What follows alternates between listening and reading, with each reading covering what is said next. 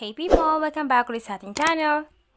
So ngayong araw po ang ating pag-uusapan ay tungkol naman po sa mga halamang pantahanan na may lihim na pakinabang sa kalusugan.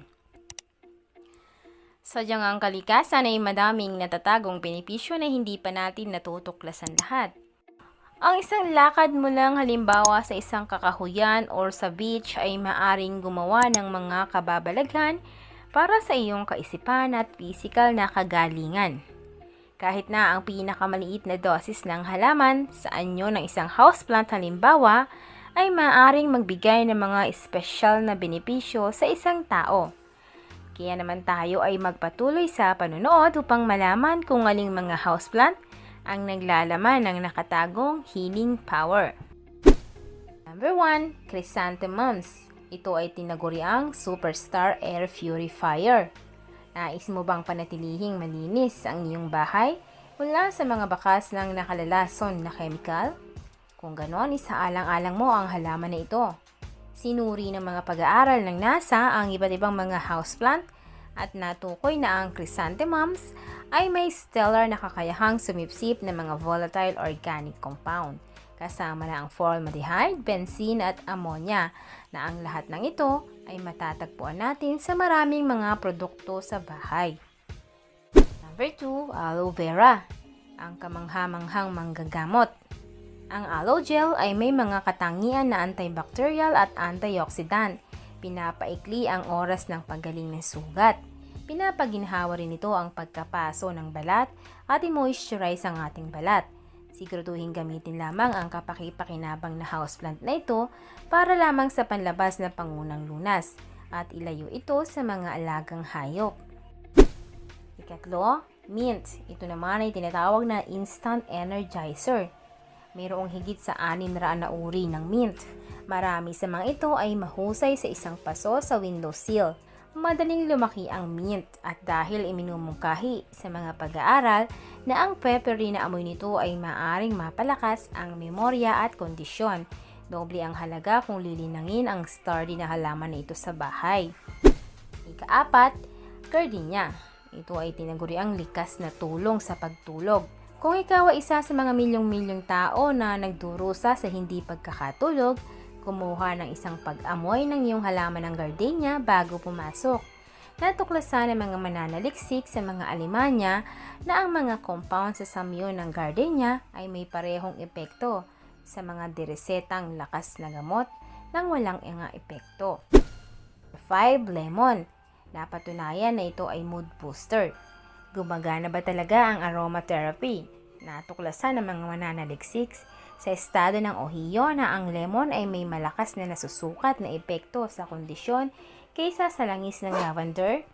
Para sa mga houseplant na nagdadala ng isang lemon scent sa loob ng bahay, isaalang-alang mo ang mga puno ng lemon, lemon verbena at lemon balm. Ang 6, spider plant. Ito ay tinaguriang the kid and pet friendly choice. Nais mo bang linisin ang isang hangin ngunit hindi mag-aalala tungkol sa iyong houseplant na mapagkakamalang salat? Subukan ang isang spider plant. Madaling lumaki at non-toxic ito kung nalulunok mo. Ang mga halaman na ito ay may karagdagang pakinabang sa pag-aalis ng mga antas ng bakas ng carbon monoxide mula sa iyong kapaligiran sa bahay. At ang panghuli, ang golden photos o ang tinatawag na the garage purifier. Detoxify mo ang iyong garahe at iba pang mga mababang ilaw sa silid sa natural na paraan sa mga houseplant na umuunlad sa mababang ilaw, tulad ng mga golden photos, ang mga halaman ng sisi at mga areca palm, ang mga variety scrub sa hangin ng mga pollutant, isang ugali na lalong mahalaga sa mga lugar ng iyong bahay na nahantad sa mga tambutso ng kotse, mga usok, pintura, mga cleaning agent at iba pang mga chemical. So, ang mga houseplant na ito ay magiging kapaki-pakinabang lamang para sa iyo kung mapapamahalaan mong panatilihin silang buhay. Itala mo ang kanilang mga itsura kung mukha silang nagsisimula ng magdusa. Maraming beses din na sinusubukan na sabihin sa atin ng mga halaman na ito kung ano ang mali at kung ano talaga ang kanilang kailangan. So, yan lamang mga guys, ang ating mga halaman na may lihim na benepisyo sa ating kalusugan. Nawa ay naibigan nyo ang ating video for today. Kung naghahanap pa kayo ng iba pang mga halaman na may taglay na pampaswerte, marami po tayo na naka-upload na sa ating channel. Mag-search na lang po tayo sa ating channel nang makita nyo ang kasagutan. Kung naibigan nyo ang ating video for today, huwag kalimutang mag-subscribe. I-like and i-share nyo na rin po ito sa ating mga friends para naman po marami rin ang makaalam. So, paano ba yan? See you on my next video. Thank you for watching.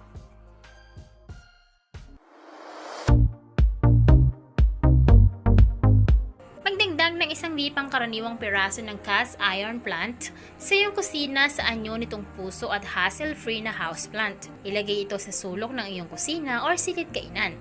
Ang aluminum plant ay isang angkop na karagdagan. Ilagay ito sa isang nakapitin na basket at malayo sa mainit o malamig na mga drop tulad ng iyong pampainit or air conditioner. Spider plant. Madali ring alagaan. Ang halaman na ito ay may kakayahang umunlad sa ilalim ng iba't ibang mga kondisyon at hindi nangangailangan ng labis na pangangalaga. Bakit napakahusay nito para sa kusina? Dahil ito ay isang mahusay na likas na tagapaglinis ng hangin. White jasmine. Delicate at hindi overpowering. Ang sariwang halimuyak ng bahay na ito ay pananatilihin ng iyong kusina na mabango at malinis talaga. Chinese evergreen. Ilagay ito sa isang walang laman na puwang sa iyong counter at tamasahin ang idinagdag na touch na berde. African spear. Ilagay ito sa iyong windowsill, sa iyong lababo at tignan habang ang kakaibang halaman na ito ay umunlad. Heartleaf philodendron. Ang halaman na ito ay mahusay na gumagana bilang isang nakabitin na halaman or table centerpiece.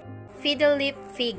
Ang halaman na ito ay isang matigas na halaman na maaring umangkop sa kapaligiran nito.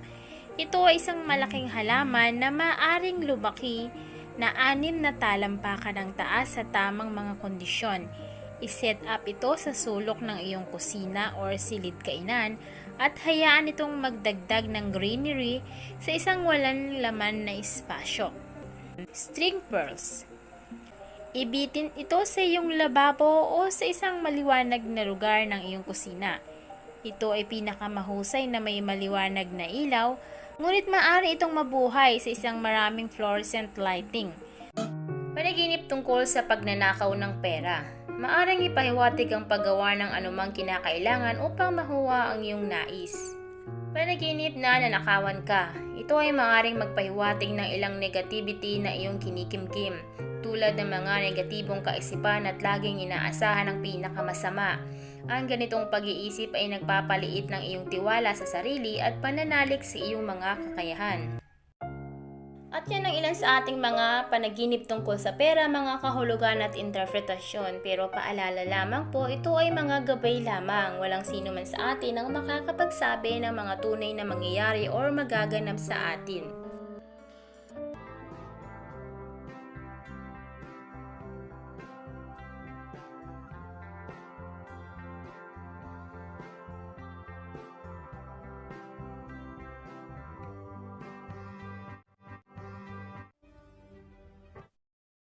Dati ang aking buhay ay kulang sa sigla.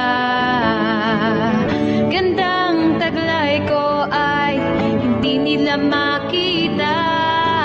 Ngunit nang ikaw ay makilala, ang beauty ko'y nililingon na. So pick and pack, shop till you drop. Sa isa shop, gaganda ang buhay. Pick and pack, shop till you drop. Sa isa shop, mundo'y magiging makulay. So pick and pack, shop till you drop. Sa isa shop, gaganda ang buhay. Pick and pack, shop till you drop.